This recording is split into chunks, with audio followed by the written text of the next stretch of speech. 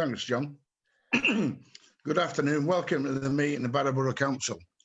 My name is Councillor Kevin Hamilton, and I'm the Mayor and Chairman of the Council. May I please first remind you domestic arrangements. It's important that all participants conduct themselves in an appropriate manner, including Tony Callister. Please put your mobile phones on silent. If any member or officer wishes to speak, please raise your hand via the raised hand facility in Zoom. If you're not speaking, please mute your telephone until invited to speak. And even if you're not speaking, you may still be shown on the screen, so please remember this when the meeting is being conducted. You do not interrupt other speakers. If members do lose a connection to the meeting, we will adjourn for up to 10 minutes to assist them reconnecting. I would like to remind everybody present that this meeting is being broadcast live to the internet. The whole of the meeting will be recorded, except where there is confidential exempt items. To vote on matters, I'll ask the Democratic Service Officer, Manager, I should say, John Hook, to manage this process. At this point, members will be requested to unmute your microphones. After a brief pause, a mover and seconder will be requested and a roll call of members will be undertaken. Please reply with I vote for, against, abstain, then remute your microphone. That's a formalities over. Let's proceed with today's business. First item on the agenda is apology for absence, so I will hand over to the Democratic Service Manager to do a roll call for members and officers present at the meeting. Agenda item, John? Thank you, Mr. Mayor. Councillor Worthington, could you first put on your camera, please? So can I ask the attendees to introduce themselves, starting with members? I will say each member's name. Please respond with present. I will then ask the officer's name. Please respond with your name and job title. Councillors Assood. Present. Barlow. Biggins. Present. We've got apologies from Councillor Blizzard. Brooke. Present. Burley. Present. Burns. Present. Callister. Present. Cassidy. Present. Edwards D. Present. Edwards H. Present. Gorn. Present. Hall. Present. Hamilton. Present. Husband. Present. Johnston. Present. McClure. Present. McEwen. Present. McLeavy. Present. Maddox. Present. Mooney. Present. Morgan. Present. Knott. Present. Pemberton. Present. Preston. Present. Roberts. Present. Robson. Present. Ronson. Present. Seward. Present. Shirley. Present. Thompson A.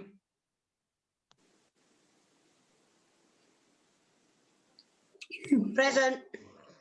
Thompson C. Present. Wall. Present. Worthington. Present. John, can I just add that it says you cannot start your video because the host has stopped it? Not touched.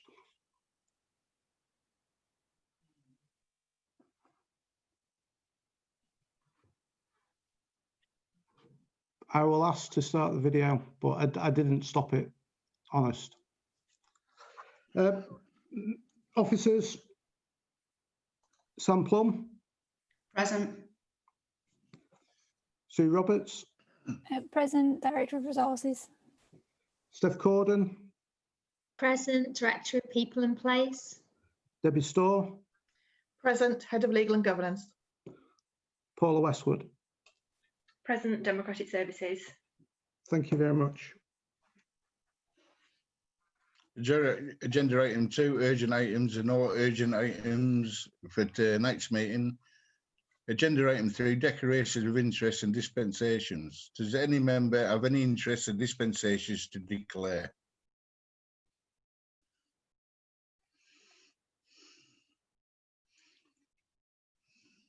Councillor Cassidy. Thank you. Thank you, Chair. Chair, I'd like to declare an interest for agenda item 7, the exploration of local government reform and devolution paper. I also serve on Cumbria County Council, and the proposals contained in agenda item 7 would have a major effect on county council services. So in view of that interest, I won't be taking part in the proceedings. Thank you, Chair.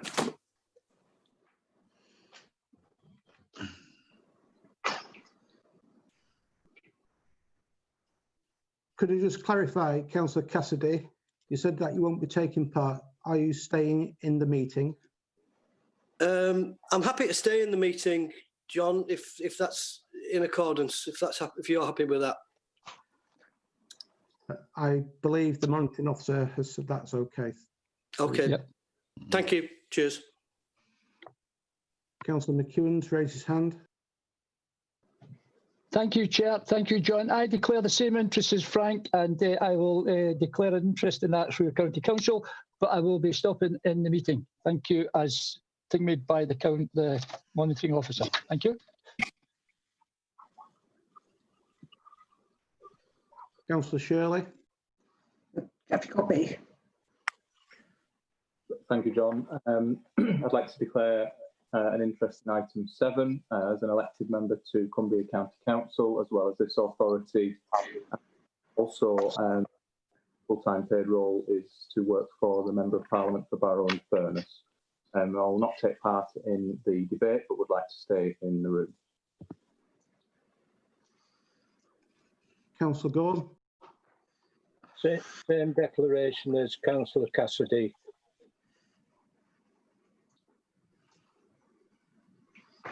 Councillor Hall.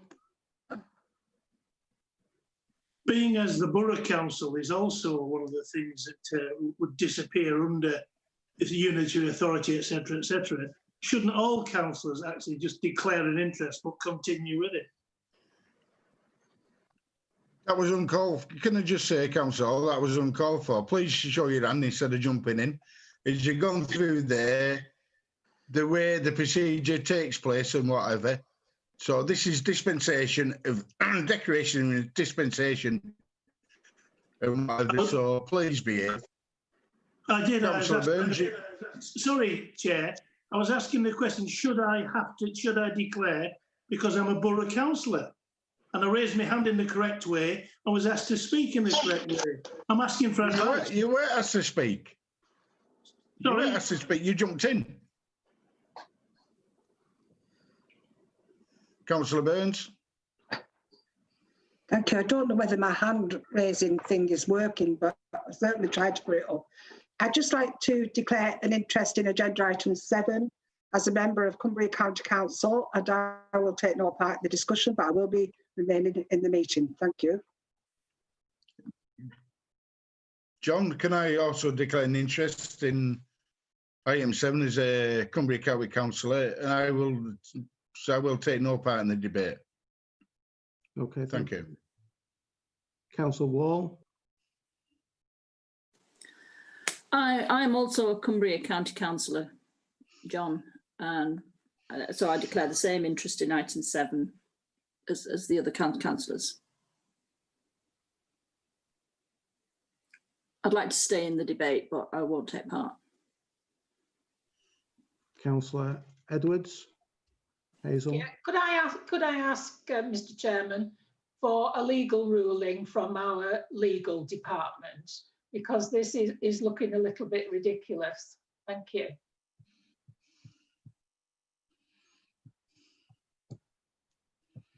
Debbie?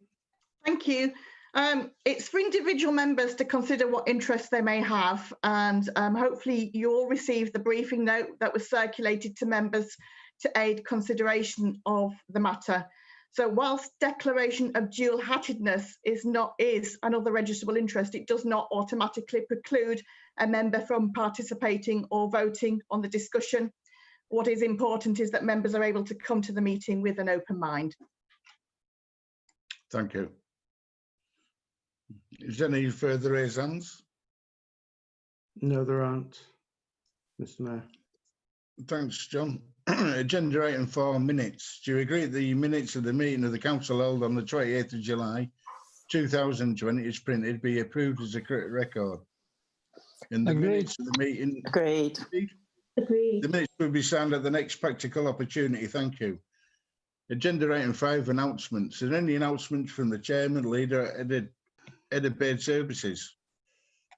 Thank you, Mr. Mayor. I've got some announcements as leader of the council. I have got it written down, so I'm afraid I'm going to have to read it. So you'll have to bear with me. If I can find it. I'll have to clean my glasses as well because they're dirty, wet. I'll get there eventually, don't worry, Chair. Right, I'm ready now. In recent weeks, we have seen COVID-19 infection rates rise again. This is the case across the country and Barrow has been no exception. We are working very closely with Public Health England and the County Council, and as a result, new measures have been introduced in our borough. We don't ask for these measures to be followed lightly. We know how much our residents and businesses have already done to keep our communities safe. But now is the time to redouble our efforts in order to control the spread of infection and keep each other safe. These new measures are absolutely necessary if we are to avoid the level of infection seen in other parts of the country where local lockdowns have been introduced. Every single one of us has a part to play in this. Please follow the advice and make sure you are meeting up in groups of 6 from no more than 2 households to keep our communities as safe as possible.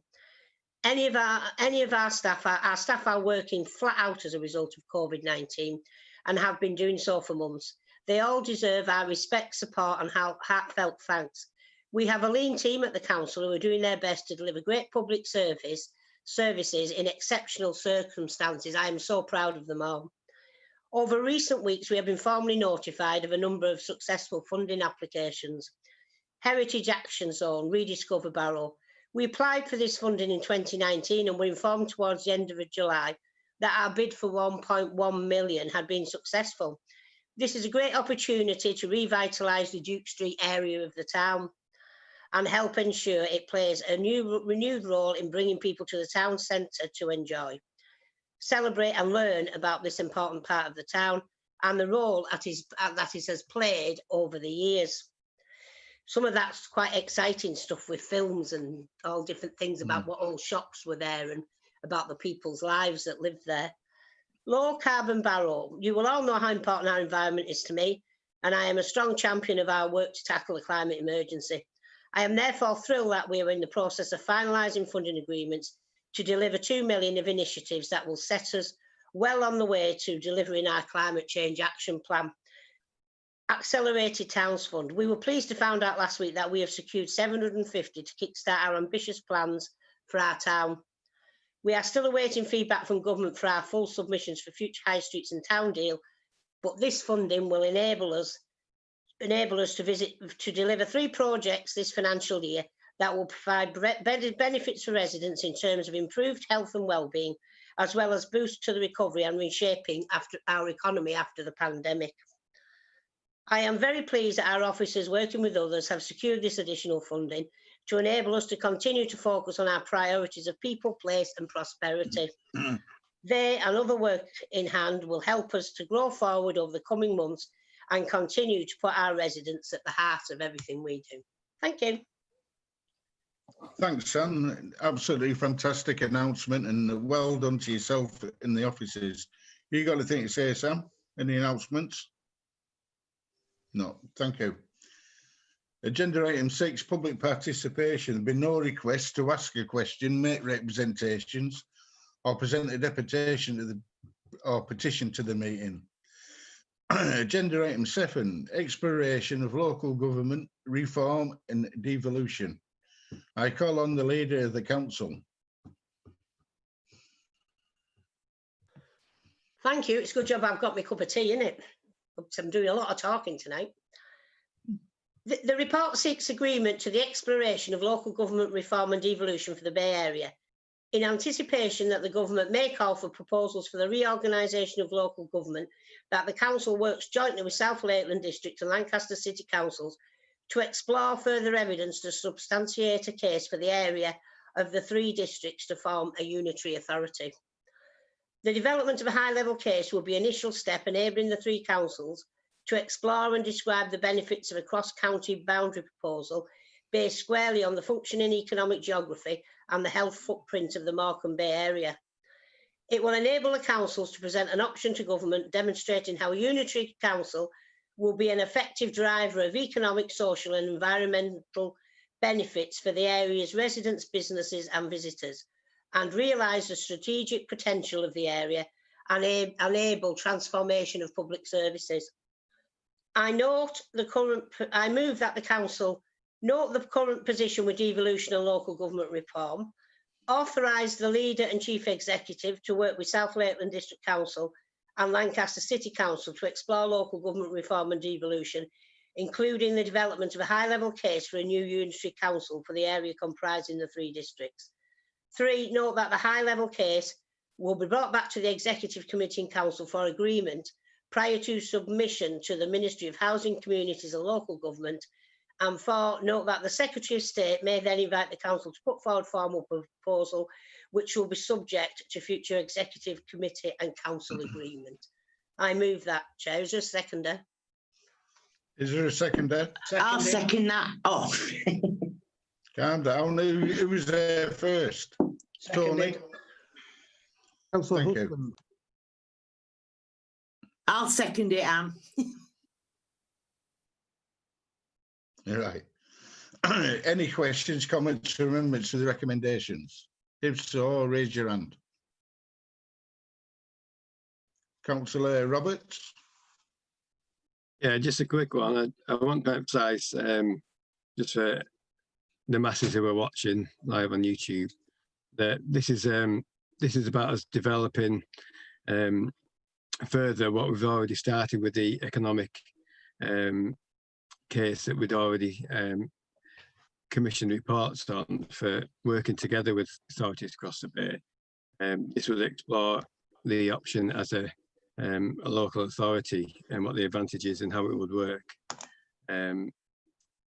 So it would be a high-level case which would follow on, which public engagement would follow on from this. So this isn't by any means sort of a sort of done deal in that sense. We want all the information and all the consultation to be done with a strong case, so we know what the options will be and what the effect will be. It's purely about looking at what will be the best way to deliver services for our residents. So there would be a lot of hopefully consultation and community engagement, and we will be able to assess what the community want and feel about the proposal. So this is just a high level sort of kicking off the, I think, the additional strategy which we needed to explore this option should we need to put one forward if asked by the government. Thank you. Thanks, Lee. Councillor Callister. Thanks, Chair. Yeah, listen, at this point in time, I've got to say this is a one-off chance for every member in the chamber to embrace this, to support this programme of huge benefits to our local community. This is a one-off chance to make things so much better for our residents. And we sit here tonight for the benefit of Barrow and locality residents. This is one hell of an opportunity for every member to pass this through and support without any thought whatsoever. This is the best thing going for a long time. Thank you very much, Chair. Thanks, Tony. Councillor Shirley. After saying I wouldn't take part, Mayor, the legal officer said that we are able, in fact, to take part, as long as all approach this with an open mind. And in that spirit, Mr. Mayor, I wondered if you consider an alternative motion, 2.1, paragraph 2, where I'd like to propose that Council resolves to authorise the leader of the Council, the leader of the opposition and chief executive, etc., so that all of the councillors, as Councillor Callister says, can get behind this and be totally represented.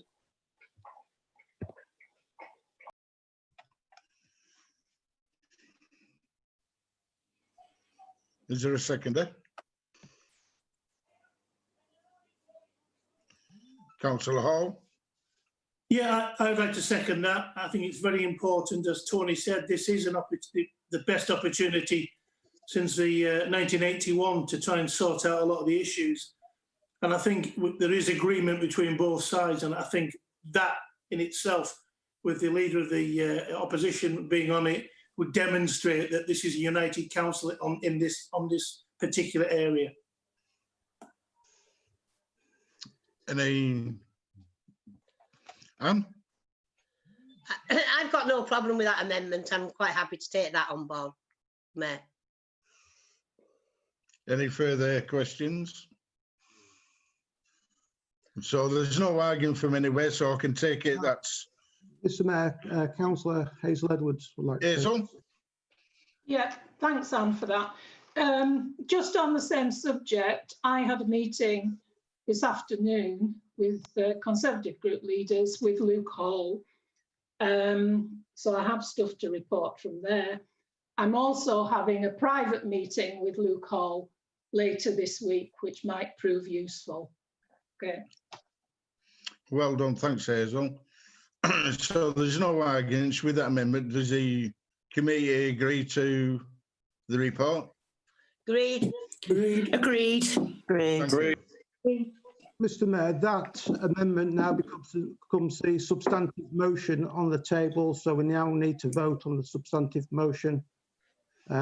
Is everybody in agreement, please? Everybody in agreement? Agreed. Thank you. Thanks, John. Agenda item 8, member role profile. So call upon the chair of the executive committee, Councillor Brooke. Right, sorry, apologise in advance. You're going to get bored listening to me come out with all this stuff, but I've got some stuff to read out like Anne did, so she can go and watch the tennis now while I read this. Agenda item 8, member role profiles. The proposals in the report seek to introduce role descriptions for councillors which assist members understanding the roles and will be available to people who are considering standing for council. Members indicated through the governance review that they would welcome further development of the role of spokespersons, and the LGA governance review recommended the roles be reviewed and a role description developed that included key requirements that would be expected. So those recommendations have been included in this. Subsequent feedback, we agreed to rename the spokespersons as lead members and link it all to the council plan. So the profiles and lead member areas are considered by the member training working group, and it's been sent out to all members, so hopefully you'll all agree it now. Also, the chair of the executive has been identified as a finance spokesperson for the council, and the chairs of the regulatory committees will continue to be spokespersons for their committees. Member training group has also recommended that within 6 months of being appointed chair, that a member should attend chair's training and attend all other relevant training to ensure sufficient knowledge of the subject area. Consideration was also given as to whether council should seek annual reports from members and outside bodies, as well as chairs and lead members, and the working group has developed a template for feedback is attached to the report. So the executive committee agreed to recommend to full council that the role of spokespersons be replaced by lead members as detailed within paragraph 3.2, that member role profiles attached as Appendix 1 be agreed for incorporation into the council's constitution. 3, members and outside bodies, chairs and lead members should be requested to provide an annual report to council based on the template attached as Appendix 2. 4, the training of chairs should be undertaken within 6 months of becoming a chair. So I move that council agree the above recommendations and, subject to the approval of one above, agree the lead members as circulated for the remainder of 2020-21, which I believe were circulated earlier today to members. Thanks, Derek. There you go. Do we have a seconder? I'll second it. Thanks, Lee. Is there any questions of Councillor Brooke? Nah. No. Agreed? Yes. Agreed. Agreed. Agreed. Thank you.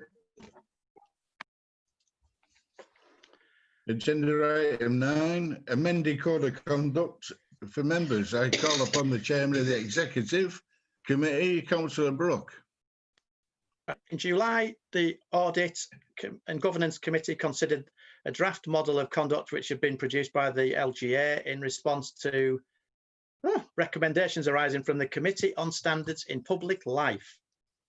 In noting the consultation, members of the committee asked that an earlier review be undertaken of the Council's code with regard in particular to bullying and social media provisions, with a report for consideration by members at the earliest opportunity. This brings forward some proposed amendments to the Council's Code of Conduct for members. The member training group has been consulted through this process and all members were consulted on the revised draft. The independent person has also had an opportunity to comment.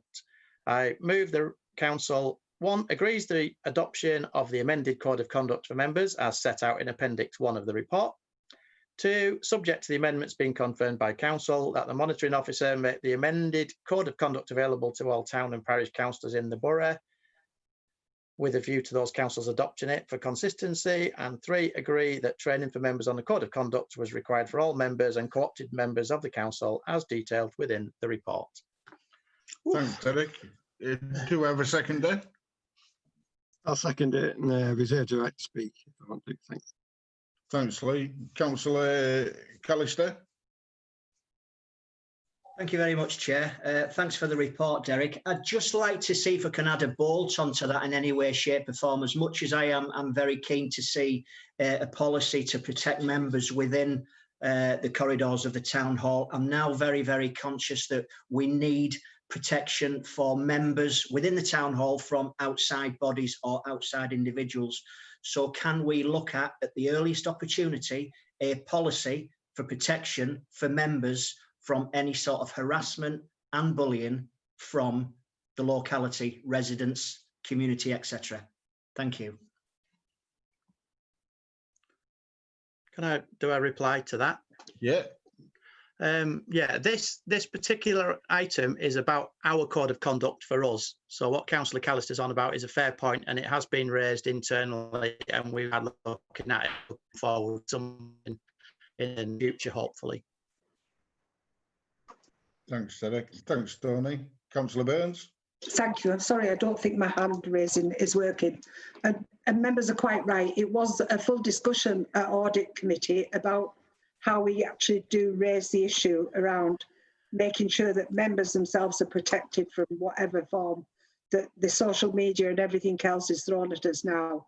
So that discussion was taken forward, and our legal officer and our resources officer actually agreed that they would actually look at an extended code of conduct for members, and to make sure that the bullying issue or issues to do with safeguarding members for whatever we're going forward with is looked at and brought back to the council, certainly coming back to Audit Committee, then from there onto the executive and onto full council.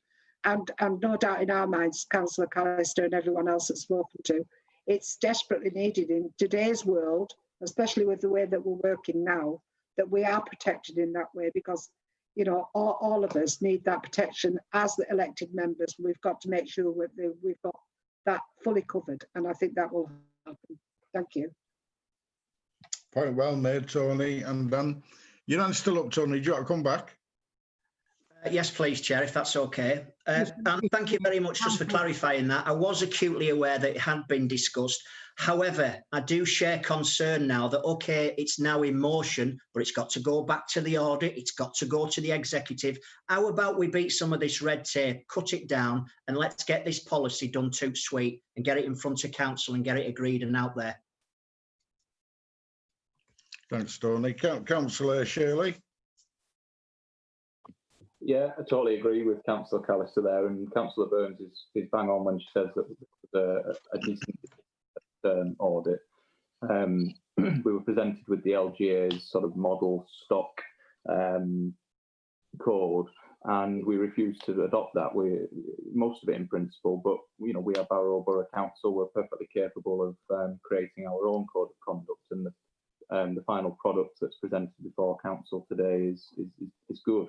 I think Councillor Callister's right, and we need to find a way to get around the red tape, Mr. Mayor, so that where changes can be made for the benefit of members, staff and customers, they should be made in a perhaps more efficient way. In terms of the social media and bullying and harassment, It was also mentioned at audit that this is holding members to account, and of course, as members, we sign up to the Northern Principles, but also with social media being what it is, it's the way that we conduct ourselves on things like WhatsApp within our own political groups, and also on social media with members of other political parties and our own. So it was really important that that was in there. So I welcome that and support Councillor Callister's wish to, because I think this is a working, evolving document, and I hope that we are able to bring these additional changes in an efficient manner, Mr. Mayor. Thanks, Ben. Anybody else? Mr. Mayor, Councillor McLeavy. Councillor McLeavy. Thank you, Mr. Mayor. I think firstly I'd like to thank Debbie for doing the document. I mean, writing documents and getting comments in the first place is like herding cats. But I have read it numerous times. You might think that's sad, but I have. It reads well and is much needed. However, and I do apologise for not seeing this earlier, although there's a short paragraph in Appendix 1, page 52, item 4, in regard to accountability, there is nothing in the document that mentions consequences or how those consequences are managed and dealt with. For example, what the member can expect to happen if a complaint is raised. Over the last few months, we've had 2 instances where members' words have been out of order and unfortunately done whilst live on the internet. These were subsequently aired on Facebook. Some have been taken down. Unfortunately, there are some still there. This does not bode well in any arena, especially given that both members are chairs of committees, leading other members and representing our community. A further complaint was made to the Chief Exec on the 4th of the 5th, 20, who passed to Democratic Services on the same or the following day to deal with. But this is understood that nothing has happened. If we're going to have a code of conduct, we must ensure that it's enacted and it's not just another document that sits on the shelf and gathers dust. Members must be held accountable for their conduct and fully understand the consequences. Could Debbie please advise, and can the document be further updated to include consequences? Thank you. Will come in, Debbie. Just to say that I'm in the process of reviewing the council standards arrangements, which sets out what can be expected if a code of conduct complaint, a formal complaint is received, and that draft is hoping to be at Audit and Governance Committee at the November meeting. It's on the work programme for Audit and Governance. Thank you. Thank you. Councillor Hall, then Councillor Edwards. Yeah, Debbie's basically answered the question I was going to ask. Similar to Martin, there's no mention of sanction, consequence and sanction, and that needs to be clearly set out so that members know exactly what sanctions are there, and that the public knows what sanctions are there as well. Thanks, Liz. Hazel? Yeah, it's just to tell you, Mr. Chairman, that Councillor Worthington's texted me, his internet's gone off. Okay, and he's trying to get back on. Yeah. He lives in the wilds, you know. The outlands. Yeah. Would you, the second like to... Since Go on, John. Since Councillor Worthington has lost his connection, do you just want to adjourn until he gets his connection back? I don't think that matters, Mr. Chairman. I think he's quite happy if we just continue. Okay, thank you. Would the seconder like to come in? Councillor Burns. Councillor Burns is frantically flapping their hands. Go on, Anne. Thank you. Thank you. Can I just add something to what people have been saying? Before we had any code of conduct, the Macpherson inquiry actually did put things in place for standards in public life.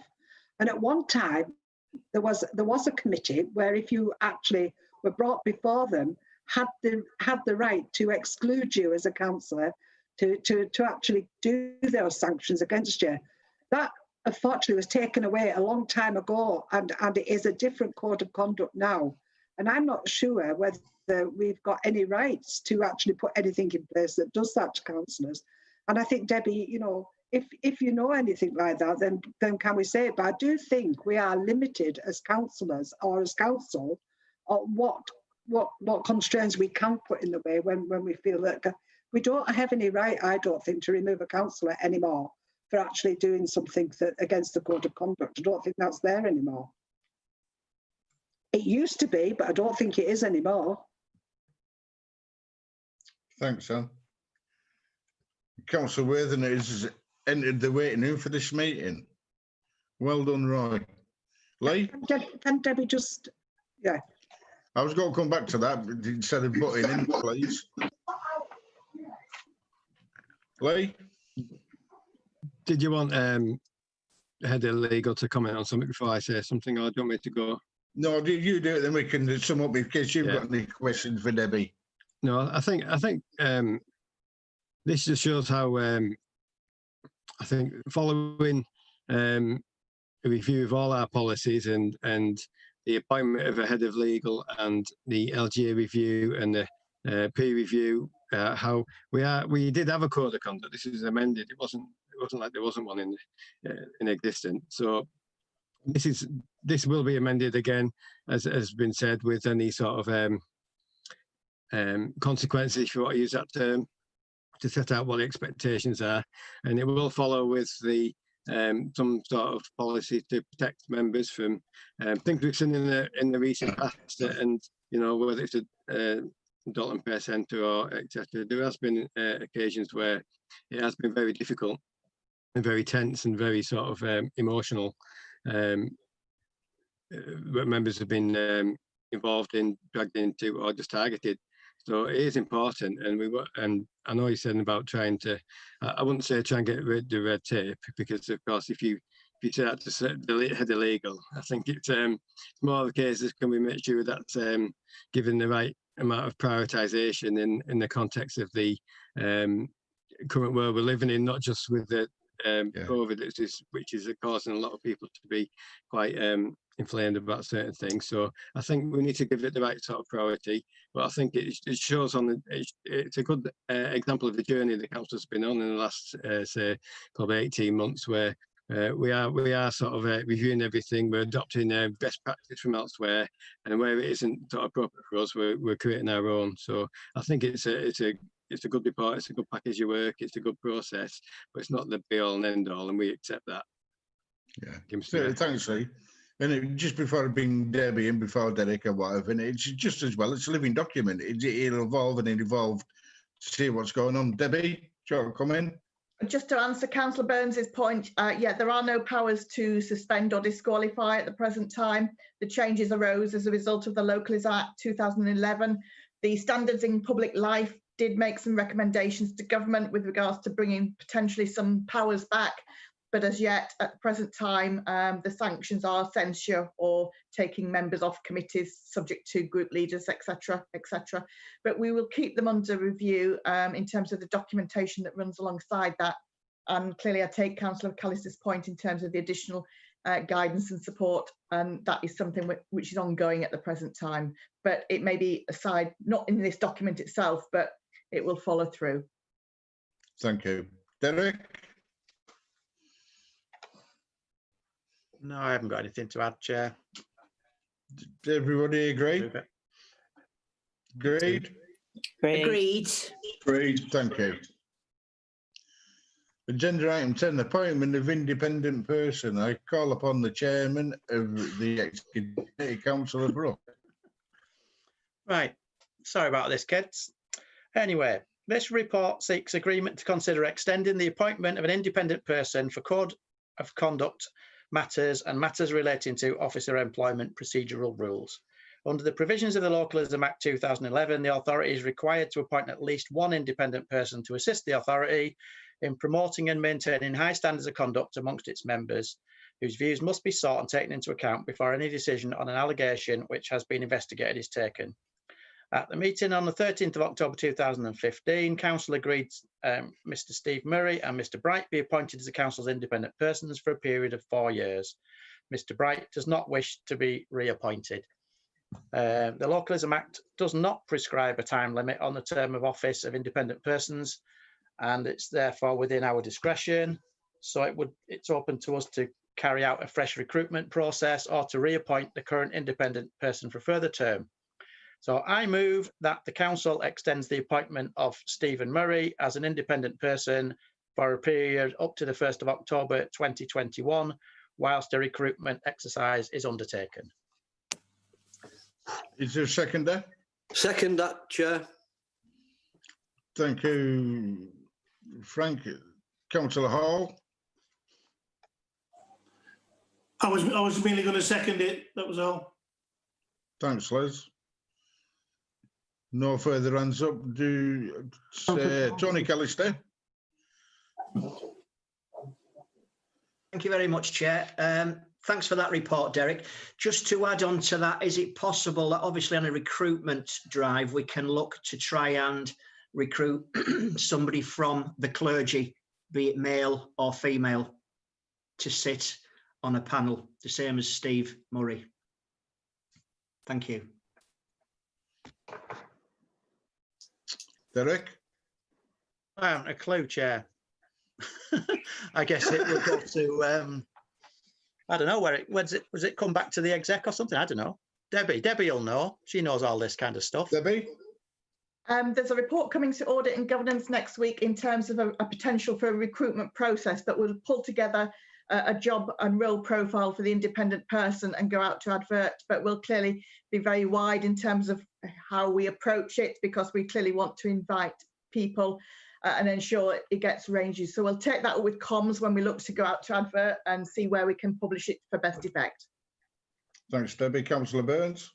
Thank you. I'm just going to actually say, similar to Debbie, we've got to make sure that we are open and honest in the way that we do this, and we go out to advert, and the advert is open for anyone to put their name forward to be the independent person. I don't think we can target various people. We just hope that somebody out there just wants to come and help the council in an independent role, do its monitoring work, and I think we've just got to go along with the proper advert going out in a proper way, and I think that's what we've got to do. Thanks, Anne. Councillor Callister. Thank you very much, Chair. Like I said, I don't want to seem bombastic, but the reason I put that forward was probably to try and move away from this, right? We need to put an advert out. We need 6 weeks for somebody to come back to us. We need to draw up a profile. Sometimes we can cut the red tape, which is more work on officers, especially at a time like this, where I think we could probably all agree that if we tried to target somebody from the clergy, I think we'll probably all agree on that one. So that's where my suggestions come from, not to go through a long-winded process of application, 6 weeks waiting time, drawing up a spec. I think we're a little bit smarter than that, and we can move a little bit smarter too. Thank you, Chair. Thanks, Tony. Hazel? Yeah, I would agree with Councillor Burns on this. We've got to be open about this. Anybody can apply. I don't care who they are, male, female, or what they are. Anybody can apply. Thank you. Thanks, Hazel. So I take it by that everybody agrees? Agrees? Great. Thank you. Great. Agenda item number 11A1, report of the Planning Committee. I call upon the Chair of the Planning Committee, Councillor Anne Thompson. Thank you, Mr. Mayor. I move that the report of the meetings of the Planning Committee held on the 4th of August and 15th of September 2020 be received. There are no recommendations referred to Council. The matters determined by the committee were all in exercise of its delegated powers, and I will take questions on those matters. Thank you, Mr. Mayor. Any questions of Anne? Do you agree that the report of the Planning Committee be received? Agreed. Agreed. Agreed. Thank you. Agenda item 11A2, report of the Licensing Regulatory Committee. I call upon the Chairman of the Licensing Regulatory Committee, Councillor Callister. Thank you very much, Mr. Chair. Council meeting 29th of September 2020. Agenda item 11A2, report of the Licensing Regulatory Committee.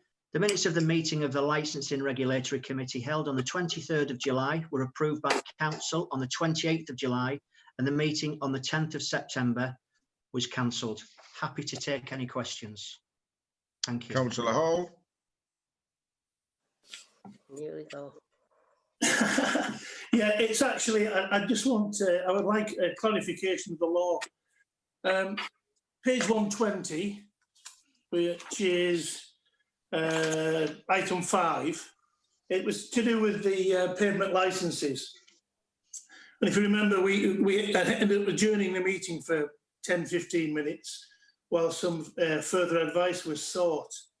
I've looked at that since then. I've also sought legal advice elsewhere. And the advice we were given in committee was that the recommendation that went forward, had it been voted, the delegated authority that the officers had, they were not obliged to actually agree with what the council or the committee voted on. So I'd just like that clarifying, because that basically means that if on any item of delegated authority the officers have got, we were advised by Director of Resources that the officers could go and look at it again, but if they came up with the same figure, that the committee could not overturn it. Is that actually correct? Because that explanation to me was basically saying that elected councillors cannot overturn a delegated decision at any time. That cannot be right. That's not democratic. So can Debbie give us a sort of ruling on that, or further advice? Because that's what we were told, basically. You cannot overturn the decisions of the officers. Would you like to answer, Debbie? I can't recall the nature of the discussion at the meeting, and I'm happy to provide a written answer once I've had an opportunity to move further. But if an officer has dealt with a decision under delegated powers, then the decision's been taken. Is it all right, Leslie, if we get a written reply? A written reply would be fine, yeah. I say because as it stands then, if councillors can never overturn a delegated decision, there is no, where's democracy? We as councillors are accountable, the officers aren't accountable in the same way to the public. So I would just like that clarifying, please. Yeah. Is there anybody else with the hands up? Tony? Yeah, you moving the... Yes, I'll move the report if anybody wants to second it. Seconded. Thank you. Thanks, Debbie. Agreed? Agreed. Agreed. Agreed. Thank you. Agenda item 11A3, report of the Licensing Committee. Meeting of the Licensing Committee on the 23rd of July, 10th of September had been cancelled, so swiftly moving on.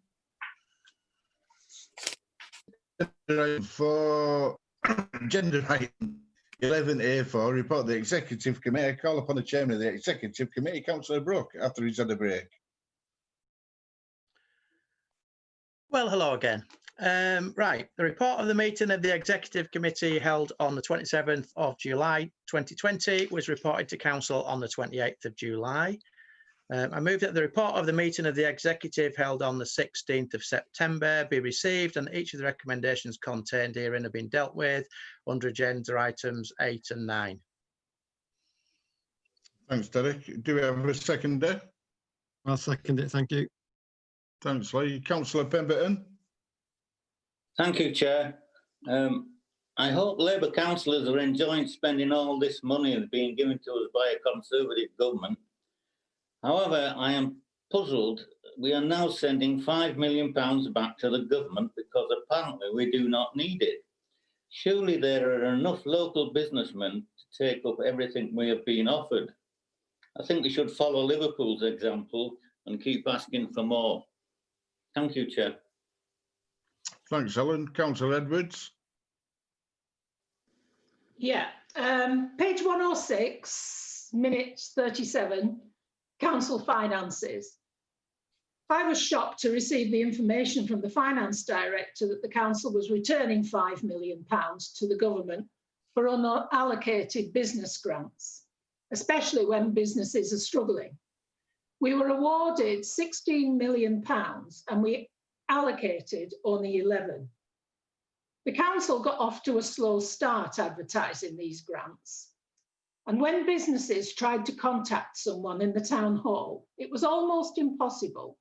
There were emails backwards and forwards, and many business owners were distraught and they felt they were being ignored. It seemed to be almost a lottery. Are we sure that we've contacted all eligible businesses? Not all use social media. Our numbers of businesses were drastically reduced on the table by 288, far more than the other councils. I've got the list in front of me. We paid out 68%, 20% less than most of the other councils in Cumbria. These grants were to offer a lifeline to many. Some businesses have received 2 grants for different premises, while others are still in dispute with the council, causing them, in many cases, to close, to consider closing, or to relocate elsewhere. Are these business grants now all paid? Do those who have not had replies presume that they'll receive nothing? And has this money been returned already? Thanks, Hazel. Would you like to come in, Sue?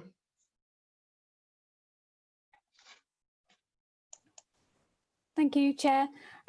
I'll provide a written response to Councillor Edwards. We were over allocated in our initial funding, and we have a large number of arrangements that are not business use, but government very quickly handed out the money, which was appreciated for cash flow purposes.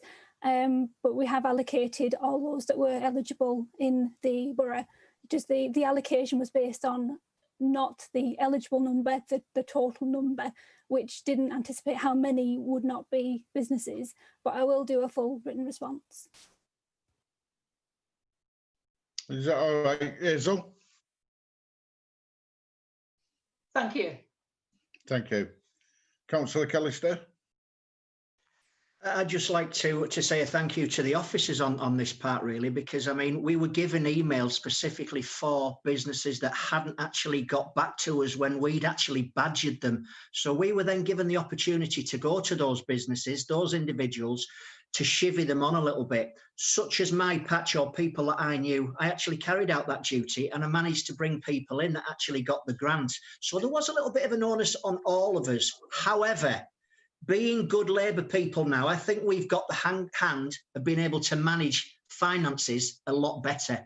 And rather than just throwing out money willy-nilly, we've actually had a good programme that's been well managed by the officers, leader of the council, moving forward. So I think we can take from this period of grants as being very, very successful. And I've got to say, well done, the officers. And well done, the leader of the Labour group. We are now showing that we are more than capable of looking after the country's finances.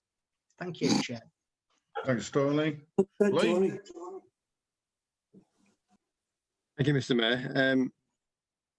I'll just repeat what Tony said. He sort of said one of the things I want to say is a thank you to the officers and the council staff, and even the I think we seconded some people in from BE as well to man some phone lines, because when we were told we had to administer this financial support, we had to set up a system from scratch to apply online. So this, don't forget, this is all being done while people are isolating and suddenly work from home during the pandemic. You know, this isn't normal times by any means. So all the systems have to be set up from scratch with limited resources. We pulled in the teams from audit to join the finance teams to help out. The grant eligibility criteria were set by the government. So some didn't meet that. That was problematic. So sometimes we're refusing businesses based on the government criteria, not on our own. And sometimes it was unfortunate that they just missed out by their rateable value or something like that. I want to stress it's public money, not government money that was being handed out, first and foremost. And although it did help businesses and it was welcome to help, I think a large section of people, their earnings were hit, which didn't get any support either initially or for some time or at all. So any self-employed people had to wait quite a while to get any support. Some musicians and artists and events and hospitality had to wait a long time to get any support. We did the money that we sent back. If we can't spend it on the businesses because we've reached them all that were eligible, like Sue said, I think we overestimated how many would meet the criteria. So that was scaled back. That meant there was money left in the pot. I would have hoped we could have used that elsewhere and used some discretion. This discretionary fund that was set up wasn't that discretionary. It didn't leave us to use it as we sort of saw fit, which would have been better because we would have actually been able to support more people.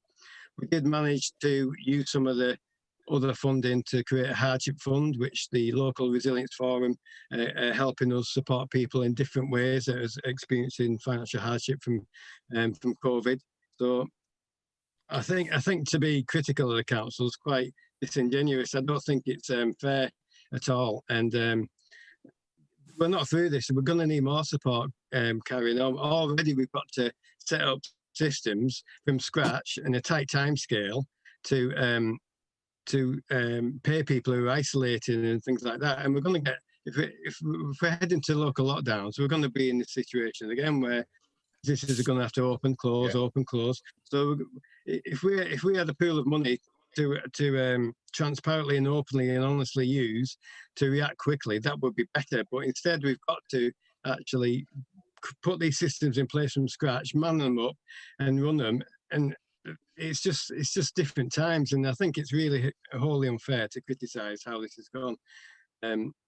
I hope you get a nice, concise written answer, which you will do from our session officer. But just finally, thank you to the council for they really went above and beyond in trying to administer these grants, and we all councillors should applaud them. Thank you. Yeah. Councillor Hall, then Councillor Burns.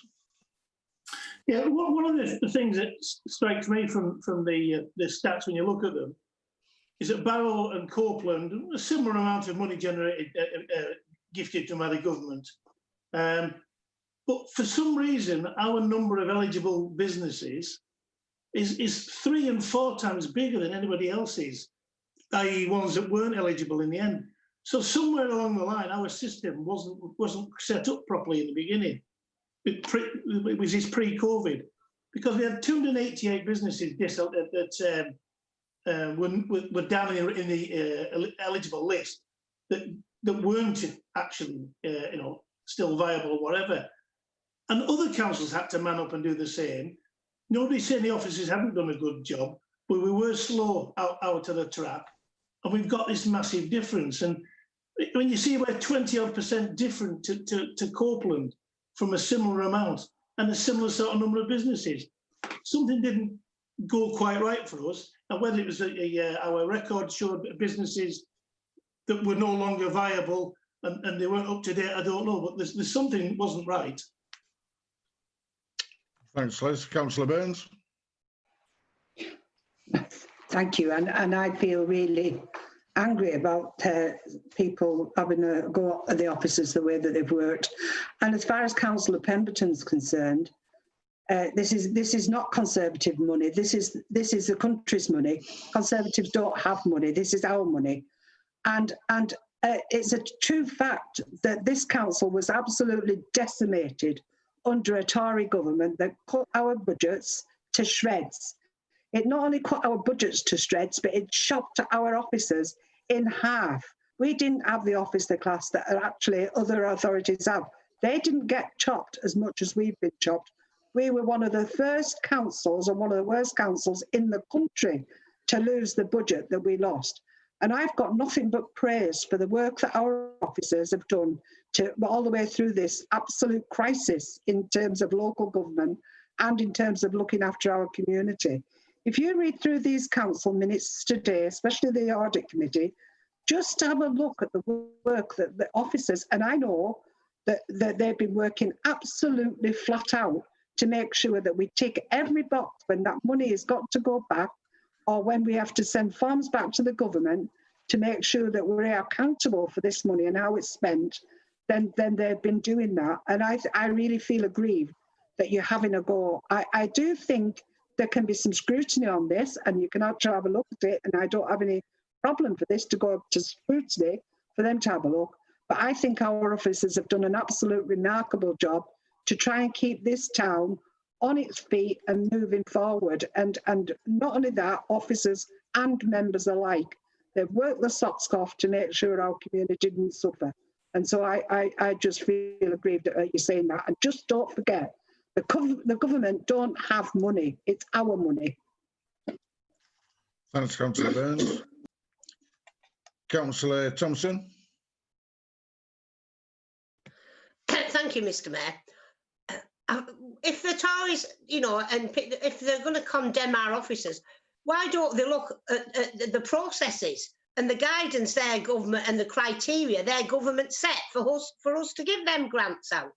You know, if that criteria was obviously flawed, if the people that are coming to you saying, oh, we couldn't get a grant, we couldn't do that, but we had to follow the government's criteria. So instead of sitting here bleating at our brilliant officers, bleat to your own government and say in future, when you give grant schemes out, get the bloody criteria right. And I apologise for swearing straight away. Oh, well done.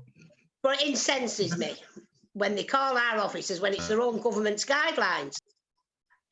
Thanks, and Councillor McLeavy. Thank you, Chair. I'm certainly not condemning our officers for anything at all, and I don't think that what the intention was.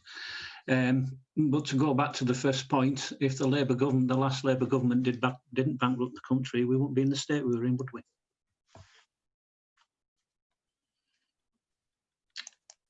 Councillor Robson. I think what Councillor McLeavy means, if the last Labour government hadn't bailed out the banks, then the country would be in a different position. But if he did, he got his words mulled up, obviously.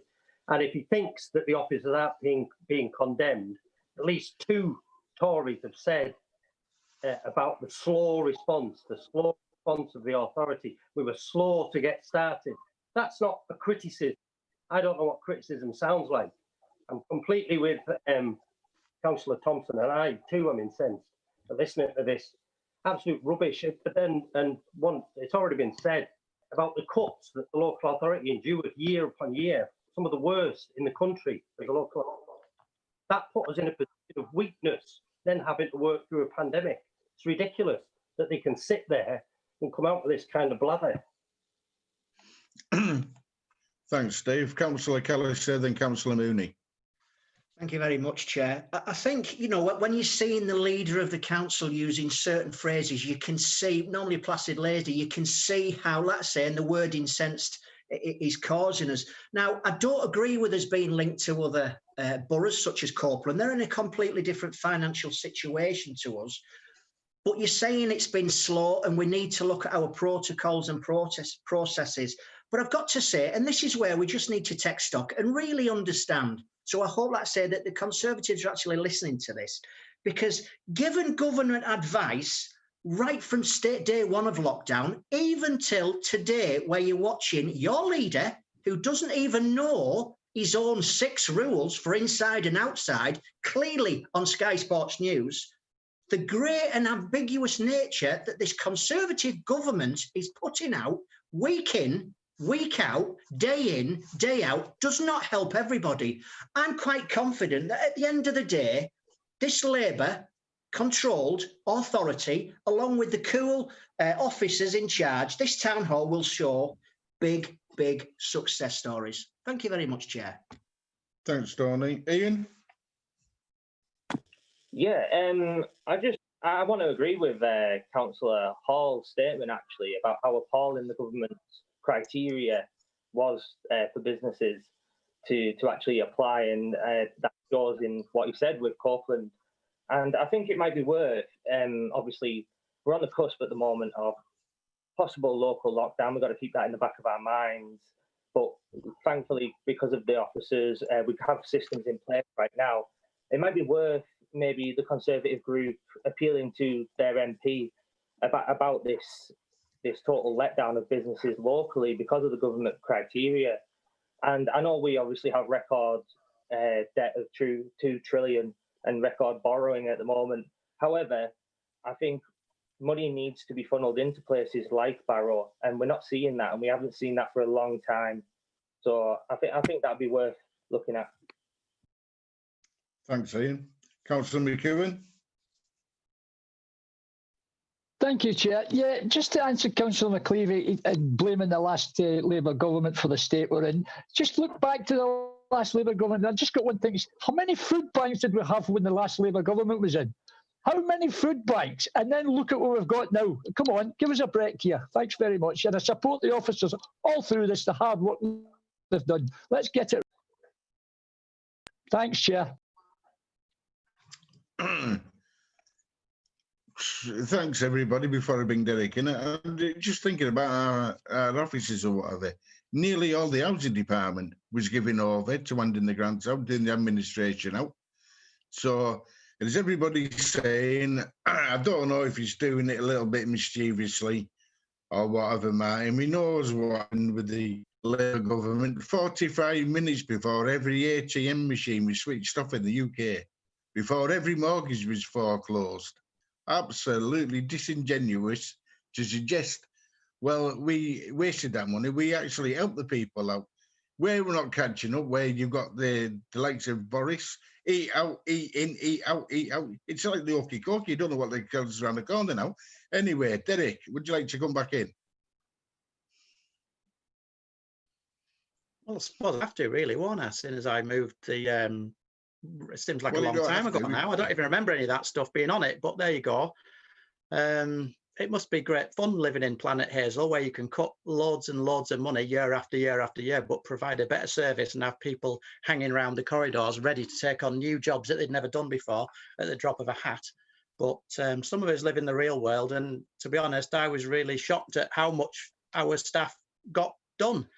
New jobs for all sorts of people that doing stuff they'd never dreamt of doing, and they came in and they did stuff to get these grants out. I don't know what planet you're on, but good luck.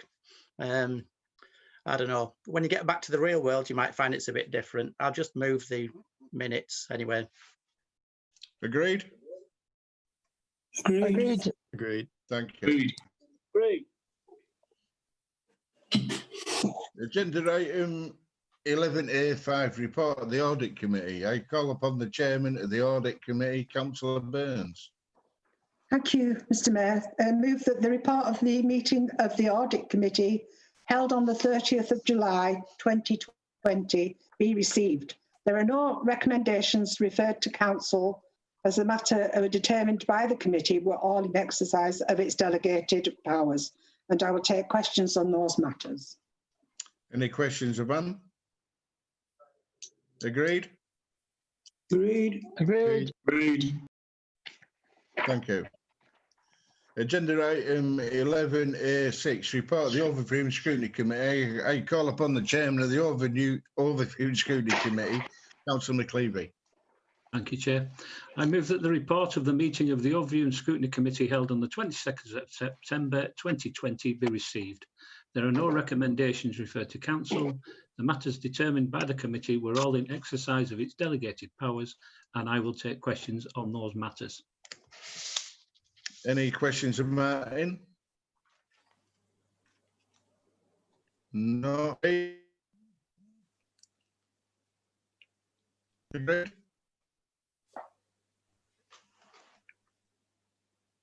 Okay, there's something going wrong here. Can you hear me? Yes. Yes, yes, Chair. Agreed? Yes. Agreed. Agreed. Agreed. It's like a jet lag between us and bloody Walney then. Sorry about the B word. Agenda item 11B, questions to the leader. No questions have been submitted, so if you've got to ask a question, could you please refer to the committee date, minute number, rather than the page number? Any questions, Yvonne? Councillor Hall. Yeah, it's, excuse me, agenda item 8, page 22. It's the cleaner and greener neighbourhoods section. It was really just the Dock Museum. The area around it, I believe, is the council's responsibility. And I was there twice with my grandkids last couple of days. Fantastic setup there. The problem being, though, we've got weeds growing, you've even got trees growing in the masonry and along the dock side. That needs to be sorted out because otherwise it's going to cause some serious damage. It looks like it's been missed off the weed spraying section because that's a borough responsibility, I believe, not a county responsibility. Through you, Mr. Chairman, it's a county council function, weed spraying now, so you'll have to get in touch with your county councillor. But that's not highways, is it? It's actually the gravelled area and the land around the Dock Museum. Well, I'll make inquiries and get back to you. Thank you. Thanks, Liz. Any further questions of Leader of the Council? Councillor Robson. I was just going to say, have we not just planted some trees in the gravelled area around the Dock Museum? Did we not get a grant to do some grounds maintenance? Have we not planted some small trees? No idea. I shall find out of Sabine for you and I will get back to you. But if they are trees that we've planted, they're certainly not coming up. No, they're not planted trees. They're self-setting, the masonry. Thanks, Liz. Thanks, Anne. Any further questions of the leader? No. Thanks, Anne. Agenda item 12, appointments of committees to fill vacancies. I call upon the leader of the Labour Group.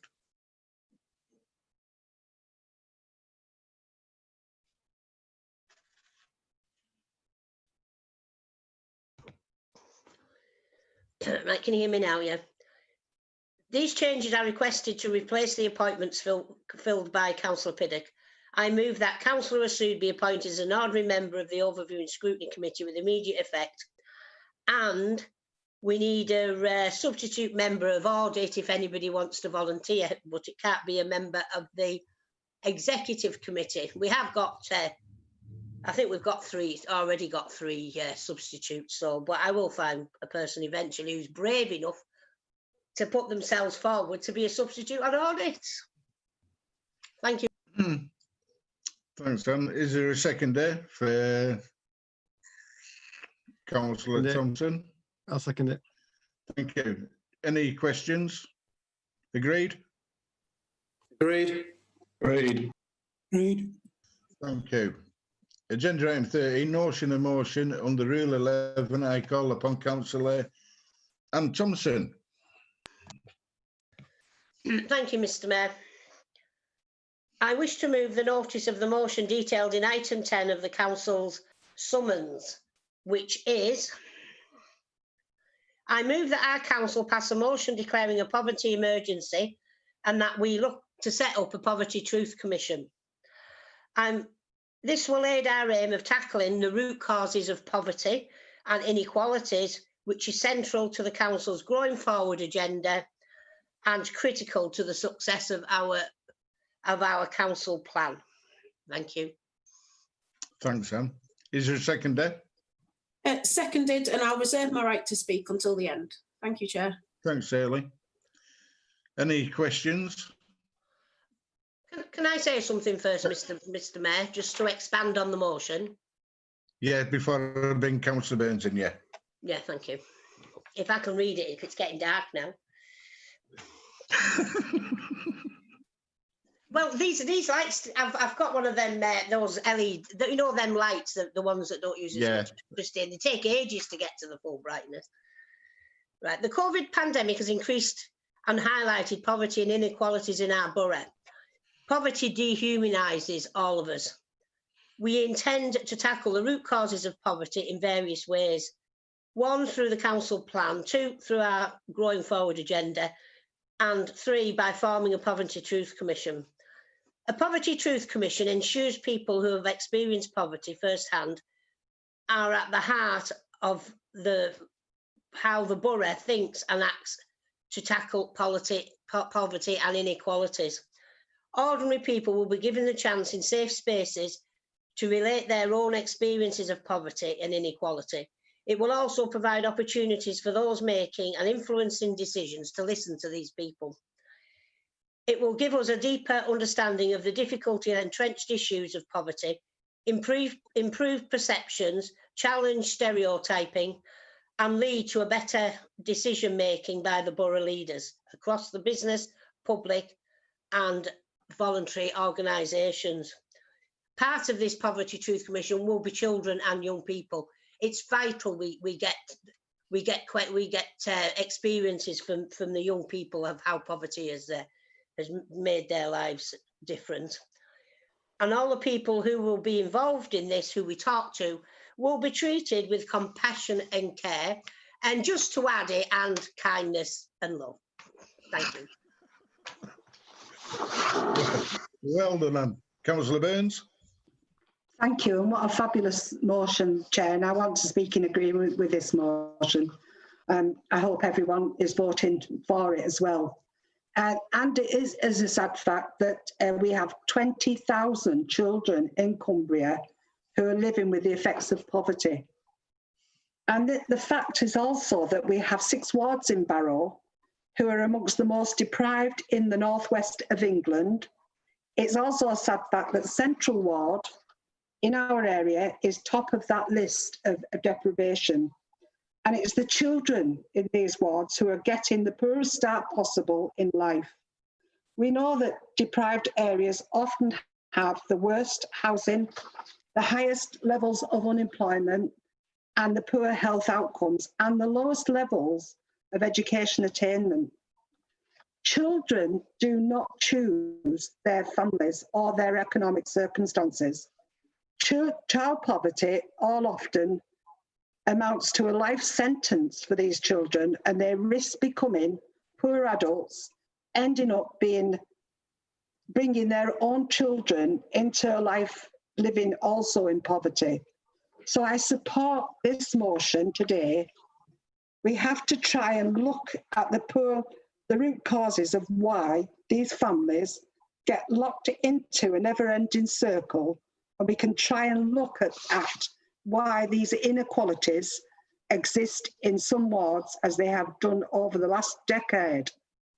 We've got to have in the back of our minds the fact that a child growing up in Central Ward in Barrow will live up to 20 years less than a child growing up 3 miles up the road in Harcourt Ward. That's a stark reality. So I'm absolutely supporting this council's ambition of going forward agenda, of looking forward to help set up the Poverty Truth Commission. It's absolutely imperative that we try and stop the cycle of these children falling into the worst circumstances they can. So I'm absolutely in favour of this going forward. Thank you, Chair. Thanks, Sam. Just before I bring Lee in, did I ask for a second before? I can't remember. Yes, you did. Yes, you did, Chairman. Councillor Preston. Thanks, John. Lee? Thank you, Mr. Mayor. I think Anne's really summed up a lot of what I was going to say, but I'll say a couple of things based on one about the Poverty Truth Commission, which we'll look at setting up. I've sat on an update from how they work over in Markham, the Markham Bay Poverty Truth Commission, and I think they're in 3rd year now. 3 years have been set up and run, and it really is that they're sort of the motto is nothing about us without us. It's for us, and it is about changing the way you deliver services and your designing and commissioning services. It fits in with how we want to look to the future with putting hopefully the investment from the Townsdale into the community hubs and looking at really truly what the resident needs and putting that sort of that care around a situation or a person. I grew up on Barrow Island. I'm a Barrow Island lad. Neither me or my brother went to university when we left school. Poverty's it's generational. It's deep rooted in Barrow. So we really have to try and do something about it. So with the Growing Forward and the council plan and the Poverty Truth Commission, I hope we can actually find some solutions to make life better for our residents, particularly the 25 children that are born into poverty. It's just disgraceful. We shouldn't really relax or be satisfied unless we can help make an positive impact on the situation. Mr. Mayor. Thanks, Lee. Lee?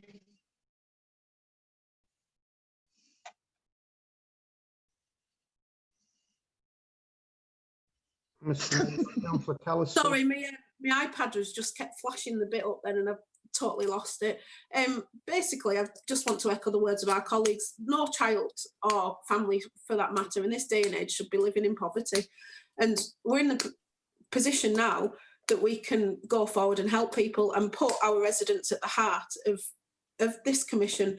And I'm just very proud that we've brought this motion today to council, and I just hope everybody votes for it now. Thank you. Thanks, Hayley. I've just noticed Councillor Callister's got his hand up. Tony? Thanks, Chair. Just coming in at the last minute there. I absolutely support this moving forward without a shadow of a doubt, especially in this day and age where I'm just a little bit concerned about, as I haven't heard any conservative voices on this at support, which I find it rather disappointing. Thank you, Chair. Thanks, Tony. Anne, would you like to sum up?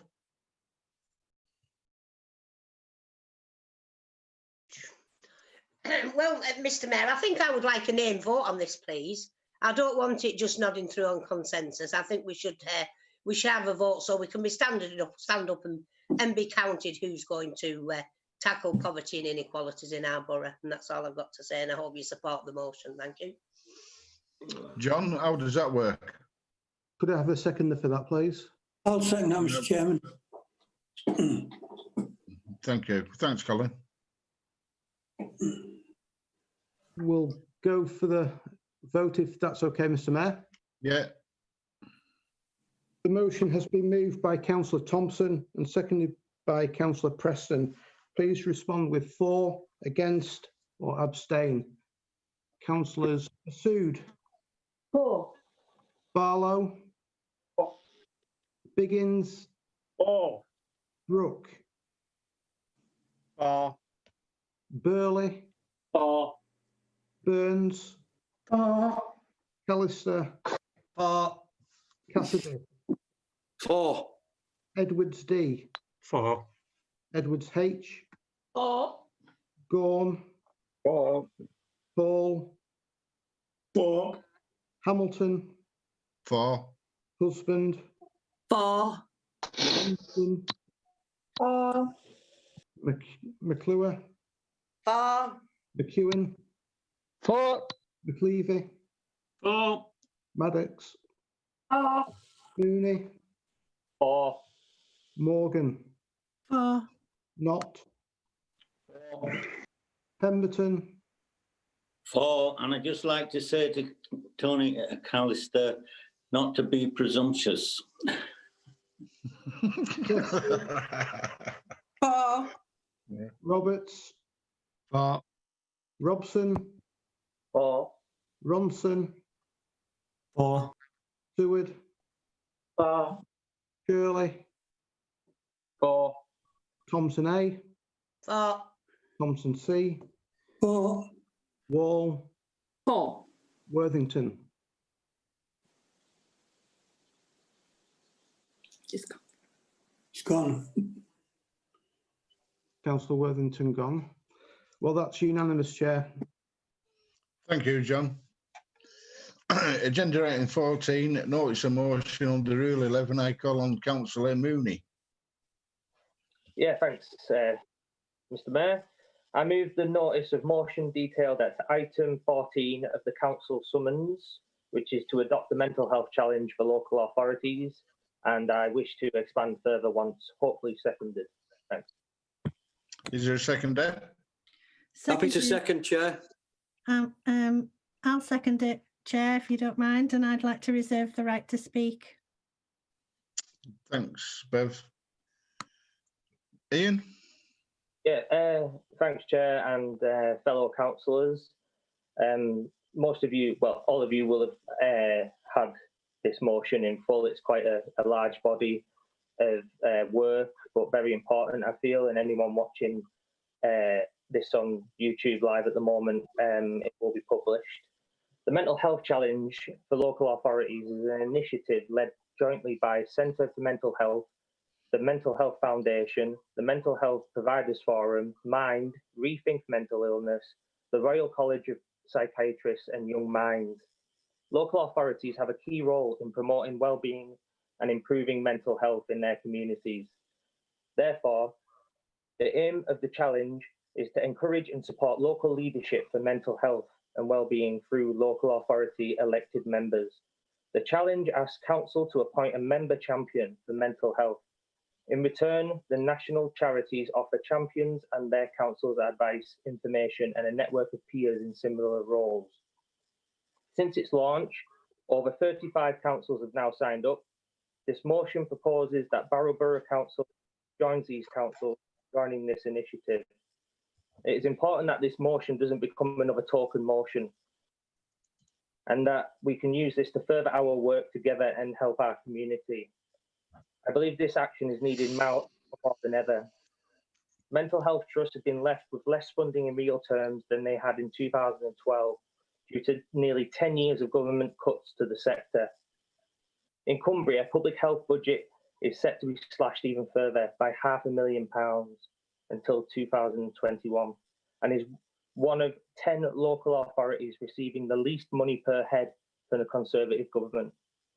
As a result, Cumbria's spending per head is set to drop from £37 per head to £36 per head, much lower than the national average of £63, and considerably lower than the City of London, which receives £241 per head.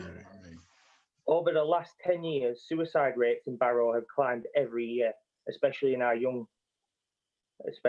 men also. We've seen many attempts during lockdown, and these are only going to grow. This motion not only highlights these statistics, but it helps us plan our aims and ways to work with local organisations to develop support and solutions. So I put this motion to council. Thank you very much. Thanks, Ian. Is there any questions before I bring Bev in? Ben? Thank you, Mr. Mayor. And tonight, Mr. Mayor, I'm going to make what for me is a difficult speech. And after careful consideration as to whether or not to speak tonight, Mr. Mayor, I feel compelled to say a few words on this motion. First of all, I want to thank the now titled lead member for public health for bringing this motion to council this evening, and likewise the local member for Ormsdale who has seconded this motion. The motion follows on from the one which was co-sponsored by Councillor McEwen and I in November last year, and a lot of good work has followed on from that piece of work, and I truly hope that the same can happen with this one, Mr. Mayor. But I'd like to briefly explain the background as to why I personally feel so strongly about this motion. The community that I represent has been hit by some of the things that the lead member for health has referred to, and as have I personally. As a child, I was inappropriately abused by an adult from the age of around 5 to the age of about 11. The abuser was in fact a relative. It brought such shame on me. I couldn't tell my parents or my sibling. But in 2017, I found the courage to disclose my adverse childhood experience to Cumbria Constabulary and to my close family. The CPS, the Crown Prosecution Service, found the evidence compelling and started to press charges. The process took until the start of last year, 2019. Shortly after charges were pressed, my abuser attempted suicide. He survived, but is now deemed medically unable to stand trial, meaning I'll never get justice. This abuse has haunted me for my entire adult life and still does. This is relevant because this all played out in the run-up to be standing for election for this council. In March 2019, I announced that I was to stand for Barrow Borough Council for the ward of Dalton North, Mr. Mayor. The following day, I was subjected to vile abuse on social media, and some homemade leaflets were put around the village where I live, which contained personal and vicious attacks and lies about my character, which I believe were a ploy to discredit me in any way that they could, regardless of truth, and thus persuade people to perhaps vote against me. The people who did this, whoever they are, didn't know of the personal demons which I was facing at that time. But that's the point. We're all facing challenges with our mental health and fitness. And it's usually those who we least expect who are facing the greatest challenges, and often in silence. Fast forward to November last year, I became election agent for one of the candidates at the general election. At that time, Mr. Mayor, my wife and I were grieving. We just experienced a very personal tragedy, which I can't find the strength to talk about right now. But during that time, a local opposition party Facebook page published yet more smears about me whilst we were dealing with this tragedy, Mr. Mayor. The whole campaign was truly toxic from both sides, all sides. And although these statements about me on social media concocted rubbish, I found them deeply offensive. An extraordinary thing was, though, that one of the editors of the said page would then go on to rightly call out and condemn the social media trolling, which is widely accepted as having led to the tragic death of Caroline Flack, without apparently realising that this person themselves had been doing the exact same thing to me just weeks prior. Throughout my time in council, some members opposite, and I believe the proposers of this motion, have shared the untrue content against me and encouraged what I would call social media pile-ons, attacking me and my character. Combined with the personal tragedy which my wife and I were going through, these vicious attacks took a major toll on me. And truth be told, Mr. Mayor, I began to wonder whether it was worth carrying on. I began to make plans, I got my affairs in order, and I drafted a farewell note. Mr. Mayor, social media can be extremely nasty, mean, and destructive if used malevolently. And I'm sorry to say that some members opposite were cheerleading their activists' attacks on my character, perhaps for political gain, nothing else. But as with those who were trolling Caroline Flack, God bless her, they had no idea of the mental and emotional demons that I was battling with, and nor the consequences of their actions. I would just like to pay tribute, though, Mr. Mayor, to 3 members of this council who are members of the Labour group for their very kind support that they gave me. I won't name them, but they do know who they are, and they put everything to one side. They probably don't even realise just how powerful their kindness and support that they afforded me was. We'll be forever grateful, so thank you to those 3. Thanks, of course, to my family, my friends, and this amazing community that I represent. And I'm so proud to do so. I've survived this dark period. I also owe my life to the Birchall Trust. If you don't know who they are, that's probably a good thing. The Birchall Trust provide psychological help for adults who have been abused, victims of CSE or have other ACEs, and for children who are currently victims or survivors of CSE and other such abuse. It's an amazing charity, Mr. Mayor. I am still struggling, like a great many people, with profound self-doubt. But those sorts of reflections, Mr. Mayor, can be turned positive. I'm often asked why I became involved with local government, and I lie because I couldn't until now bring myself to share this story. But it's not for ego, it's not for party politics, it's because of my adverse childhood experience. I wanted to help children and young people, and also other adults who are victims and survivors. And I hope that by my small efforts, I can make life better in our borough for all of its residents and leave a positive legacy for our children and young people. I've been working in private, as we all do, for example, with the DPH at Cumbria County Council, and I was working with John McElraith, the former Director of People and Place, to highlight the issues of ACEs in our community, to keep it on the agenda and to find ways to make things better for children and other survivors.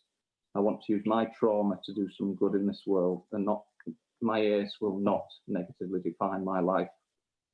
So I've wanted to share my story with the right people for the right reasons for quite some time. And when I read this motion, I felt it was right that I should speak out now and explain why.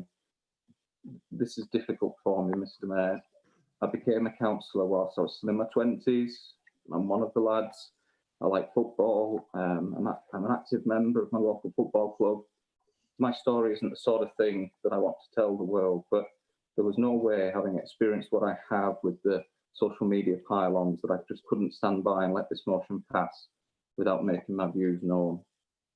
By remaining silent, I feel I would be betraying everyone in our borough who has been bullied or experienced challenges with their mental health and fitness, and who needs our committed and sincere support.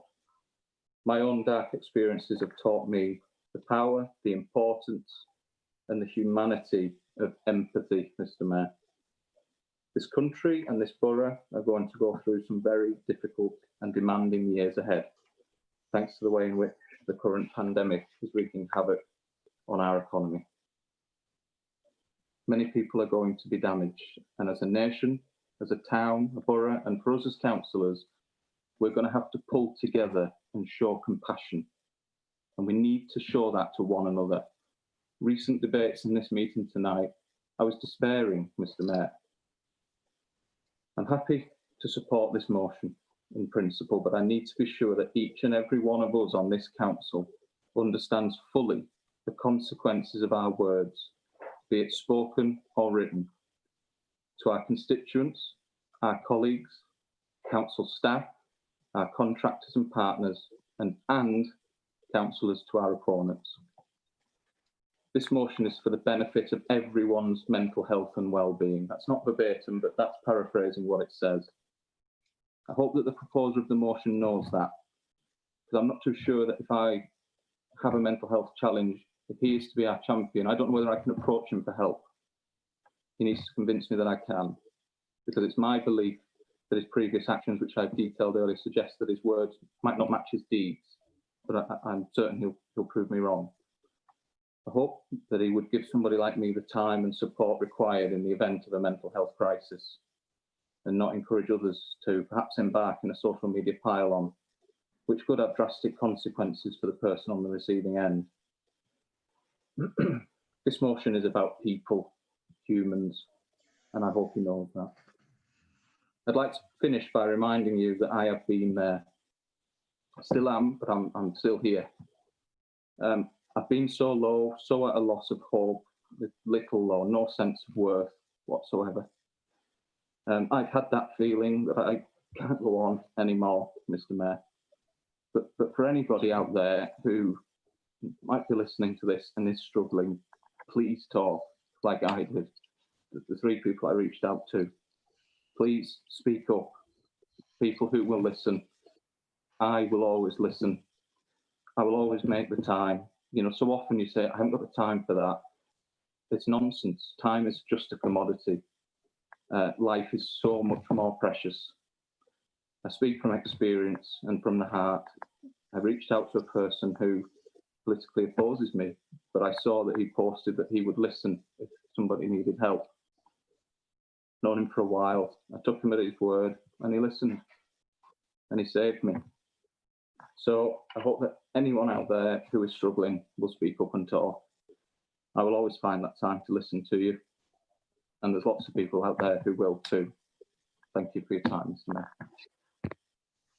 Thanks, Ben, and that was really close to everybody's heart, I'm sure, because we all, particularly myself, I hate bullying. I hate anything like that. So well done with bringing it forward. Councillor Tony Callister, please, then Martin McLeavy. Thanks, Chair. Apart from the political jousting, I think there's always a time where, you know, we put our colours to one side, and this is certainly a time to do that. And I'm certainly not embarrassed to say, and I know Ben mentioned it before, that he'd reached out to members of the opposite political party. I'm not embarrassed to say that Ben, we shared moments together. Yeah, when he come round my house, we discussed many things. And hopefully that helped. But I applaud Ben this evening for such honesty and his heart of words, very, very poignant. And I think if that doesn't strike a chord with each and every one of us this evening, you've got to give yourself a little bit of a shake. I've got to applaud Ian Mooney for bringing the motion to the table. It was well written, well put, and it means so much. Again, it's a difficult one. I'm just trying to speak from the heart now. But, you know, as far as I'm concerned, Ben, you know, you have my continued support with things like this forevermore. I'm sure we'll political joust in the future, but certain things, we drop our guard and we look after each other. And as a bunch of councillors and members, as much as we rant and rave, at times like this, always recall and think about times like this, because this is probably one hell of a statement that's being made tonight by a councillor, and I think it's important that every one of us stands by that councillor and each other. Thank you very much, Chair. Thanks, Tony. Martin. Thank you, Mr. Mayor. Well said, Ben. Absolutely well said. I mean, I'm choking up myself here because if I had the guts to do what you'd done, I just pray that I would have those guts. I mean, I went through it from the day I was born till the day I left home. I know exactly what you're talking about. I haven't really spoken to anybody about it. And I'm pretty upset. And I fully back this motion. Thank you. Thanks, Martin. Is there no one else? Lee? Yes, please, Mr. Mayor. A couple of things. One about the motion itself. But firstly, Ben, I think it is important to talk about things if you're prepared to, especially in the public. It's a great thing to do. But I think you'll appreciate over the past few years, we've come a long way to address the stigma of mental health, but there's still a long way to go.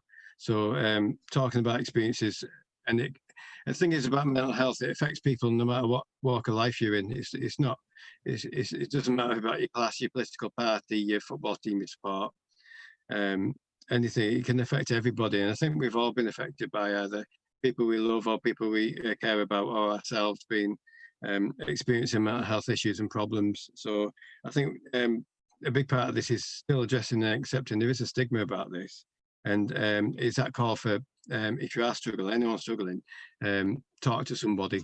It might be somebody you just know in passing. It might have to be someone anonymous, like a service like Samaritans, who do over the phone or by text or online. So whatever you feel comfortable with, but don't go through anything alone. That's important. And Ben, I'm glad you found someone to talk to and support you. And I do seriously and truly hope you're in a better place now, and you'll continue to seek any help or support going forward, of course. We do.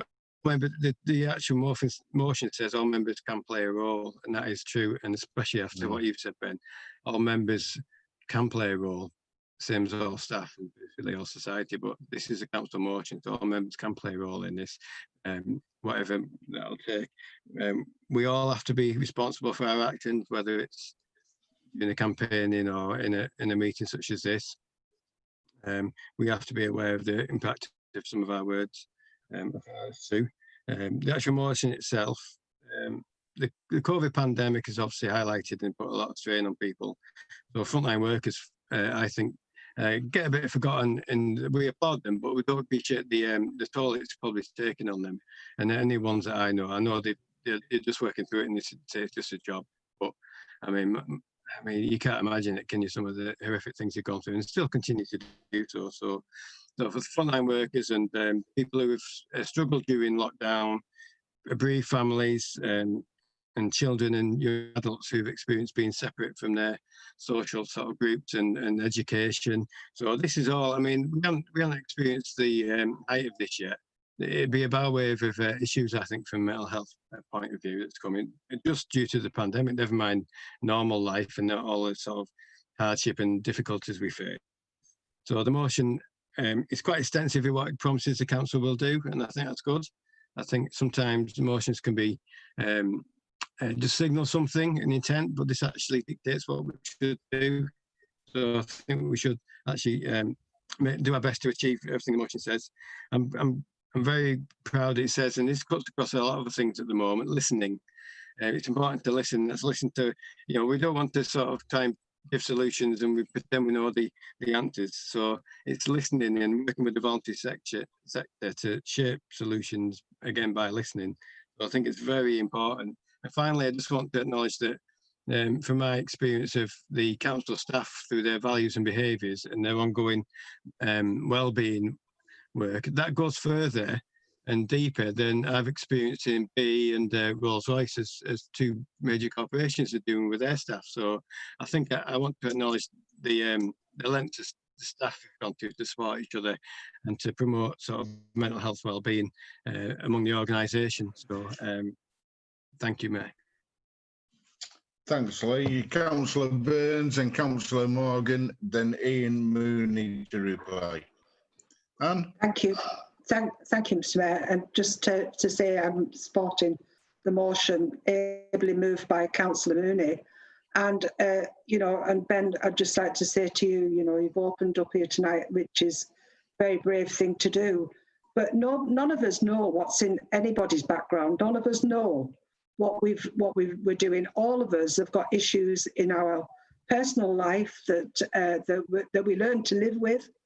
Some of us cope better than others with those personal circumstances, but none of us, I don't think, should actually go through that alone. We all need people to talk to. We all need people to be with us. And I find that in this family of local government, we have a lot of friends and a lot of people who we can talk to and can work with, as well as our own family. But sometimes we can't talk to our own family about stuff that we can talk to other people about. So it's very good that we have that open, honest dialogue with each other. Can I also say to Ben, you're saying about the political pile-in, but it is a sad fact of life that we do belong to political parties and we do have issues in our own, makeup, what we believe in, what we stand for and what we fight for. And that sometimes is different to other members. And we do use that because that's the beauty of being in politics, and that's the beast of politics, isn't it? Sometimes it gets very emotive. But all of us are human beings, and all of us care about each other. And going forward, we will do that. You'll come forward with a different way of doing things to we will. But all of us want the best outcomes for our residents here in Barrow, and all of us want to support issues that are going on. And mental health is a massive problem that we've got. It's a massive problem with our children in school, and it's a massive problem out there for a lot of people. So whatever we can do together to support everyone's mental health, we can do. We shouldn't get tied up with politics, but politics are about life. And that's the way of the world at the moment, but we will support each other. And I think Ian fetching this motion to council and opening up this debate has been a really good issue, because we need to have that debate here and all of us need to support that. So thank you, Mr. Mayor. That's all I need to say. Thanks, Anne. Bev? Yes, thank you, Chair.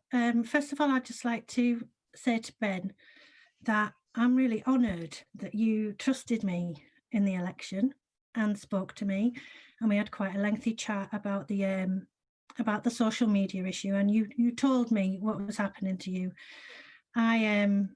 Following that, I spoke to Councillor Mooney. I didn't give any information at all. I just said, you know, there was a mental health issue, and you know, it would be really important that the social media issue stopped. I can guarantee you that Ian at that time never questioned it once. The mental health issue completely outweighed the political fight that we were having on social media at that time, and you know that it came to an end, and I'm so glad that you absolutely trusted me at that time. And I really hope that, you know, we all put the trust in here, because my trust is, you know, absolute in Ian on this issue. I think my other comment is to Martin.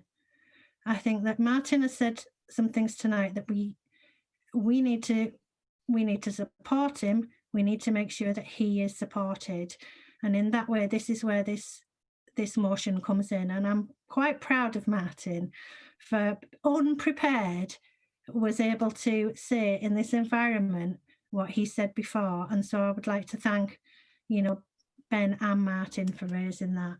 I do have a few words that I've written on the back of this. I think I'm not sure how relevant they are now, but I'm going to say them. It was just to say that, you know, I welcome Councillor Mooney's mental health challenge motion. As Ben referred to, you know, our council meeting on the 7th of October in 2019, we were asked to consider a motion from